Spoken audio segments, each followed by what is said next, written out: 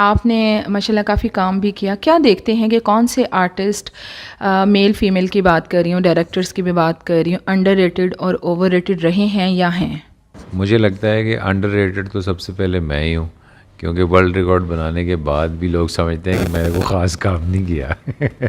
हालांकि मेरा रिकॉर्ड तकरीबन 2014 से बना हुआ है और अब तक किसी ने तोड़ा नहीं है पूरी दुनिया में।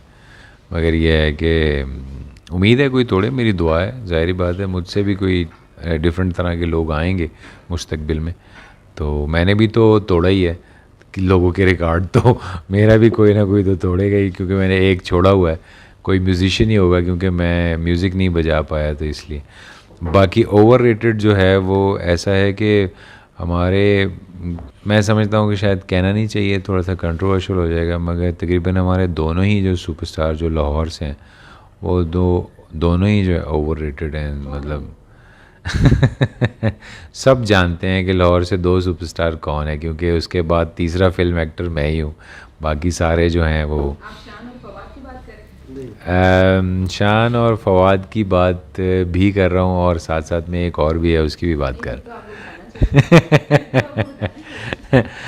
नहीं, ऐसा नहीं है, फवाद अपनी तरफ से ठीक काम करता है, मगर समझ लें कि फिल्मों का बोझ उठाने के लिए वो नहीं है। It's not material of masses.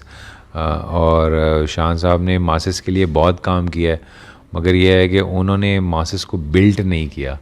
यानी कि यही गिला जो है मेरे वाले साहब को भी सुल्तान राय से होता था, और यही गिला मुझे शान साहब से भी है कि उन्होंने मासेस को बिल्ट नहीं किया।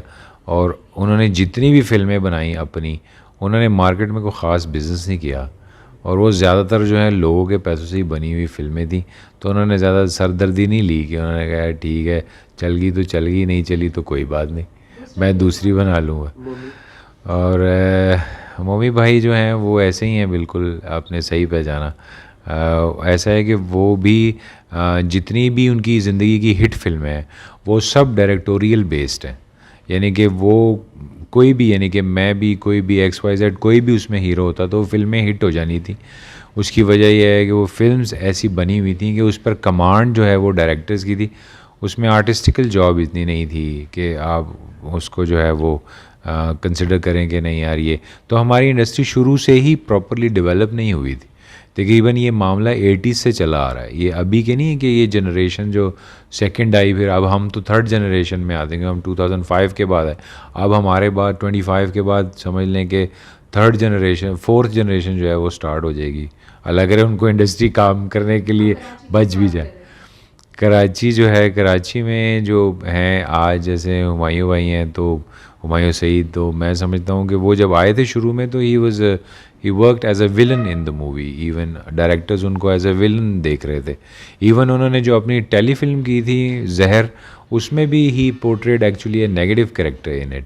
और तो इस तरह लोग जो है उन्हें देखते थे, और फिल्म मटेरियल भी नहीं थे, तो that's why he took a lot of time to get to that point. बीच में जैसे नो पैसा नो प्रॉब्लम फिल्म आई, फिर इस तरह की बहुत सारी फिल्म्स आई।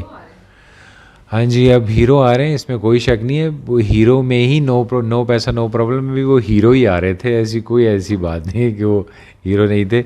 तो ऐसी कोई इशू नहीं है। मेन बात यह है कि ठीक है, अगर लोग, मैं समझता हूँ इस टाइम में उन्हें लगता है कि वो हीरो उनको आना चाहिए और लोगों के लिए फिल्में बनानी चाहिए, तो ठीक है, उनकी अपनी एक है थिंकिंग। मगर मैं इस पॉइंट ऑफ व्यू से कह रहा हूँ कि इंडस्ट्री का कोई मुस्तकबिल नहीं होगा अगर यही गलतियाँ आने वाले टाइम में भी चलती रहीं। लड़कियों में ओवररेटेड जो है, मैं समझता हूँ कि रीमा जी जो हैं वो ओवररेटेड थी। दो कि she was a very pretty woman, don't take me at that point के यार ये क्या कह रहे हैं। बट ये है कि मैं समझता हूँ कि वो आर्टिस्ट उतनी अच्छी नहीं थी जितनी अच्छी वो डांसर थी। यानी कि बहुत कम, हालांकि उन्होंने कोशिश भी की, निकाह में उन्होंने कोशिश की कि वो अपने जो है वो फ़न के जौहर मनवाएं। अपनी फ़िल्म में भी उन्होंने कोशिश की, but she was more into the performance art and beauty queen. But she was not like she was not like Saima ji, in simple word. She's like artistical जो है सेक्टर जो है वो कमज़ोर था. But to be very honest, Saima ji is the only woman which I believe के properly filmi material थी और प्रॉपरली फेम जो है उन्होंने गेन किया. उसके बाद Meera ji, she was the one. और ये दो ऐसी लड़कियां हैं जिन्होंने, मैं समझता हूँ कि काम फिल्मी अच्छा किया. ये बताएं वीना मलिक कैसी आर्टिस्ट थी? वीना मलिक जो है वो बहुत अच्छी आर्टिस्ट थी, मगर पैरोडी के लिए बहुत अच्छी थी. She was not a film material still I believe. But दो कि उन्होंने कोशिश की अच्छी फिल्मों में काम भी किया और कोशिश की कि वो भी अपने फ़न को जो है फ़िल्म के एंगल से मंगवाएं, मगर उनमें भी वीकनेसेस थी, जैसे कि डांस नहीं था और फेस लुक जो है वो ऐसी नहीं थी कि वो फिल्म जो है वो समझ लें कि मासेस के लिए वो एक डोमिनेंट फिगर बन जाए. जैसे कि आप समझें कि मैडम नूरजहाँ थी, अब लोग उनको पसंद करते थे तो बस पसंद करते थे, उसमें मासेस भी और क्लासेस भी सब भी उनको पसंद करते थे. नहीं, मेरा उससे कोई गुस्सा नहीं है. She was a very talented parody artist और पाकिस्तान में मैं समझता हूँ कि बुशरा अभी के बाद she is the only one के इसने पैरोडी में अपने आप को मनवाया. और जो उसने किया उसके बाद किसी लड़की ने किया भी नहीं पैरोडी में.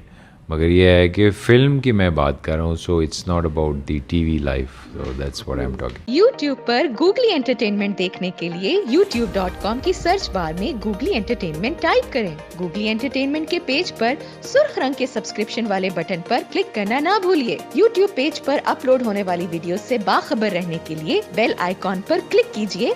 आपको हर नई वीडियो के बारे में नोटिफिकेशन मौसूल हो जाएगा.